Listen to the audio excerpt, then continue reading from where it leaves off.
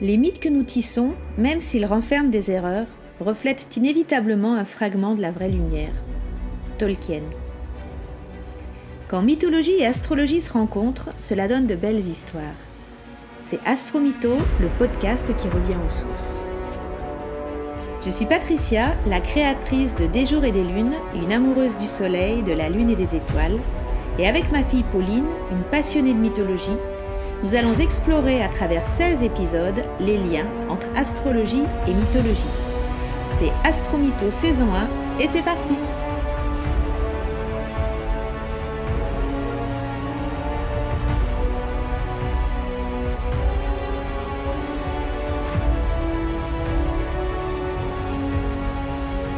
Est-ce que dans la mythologie, ce soleil et cette lune ont la même importance qu'en astrologie? J'avance tout de suite. Je serais tentée de dire que ça me paraît... on nous parle toujours en mythologie de Jupiter, dieu de l'Olympe, donc c'est vrai que là, ça serait bien de petit peu de voir où on en est en ce qui concerne le soleil et la lune. Chez les Grecs, le soleil et la lune, c'est vraiment des divinités secondaires.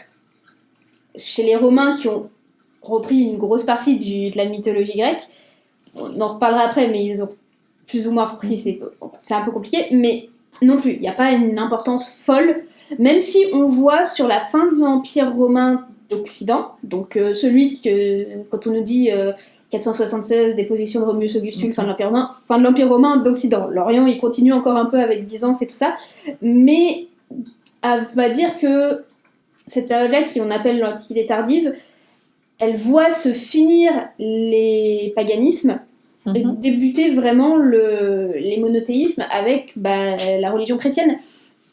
Là, à cette période-là, on commence à voir effectivement une figure solaire qui prend de l'importance, qu'on appelle Sol Invictus, ça va dépendre, qui là tire un peu sur un dieu monothéiste qui semble avoir été effectivement un dieu solaire, un dieu qui a une idée effectivement de principe de vie et tout ça, qui est potentiellement repris d'autres divinités. Avant, il y a eu Mitra, qui est un dieu oriental. Ouais.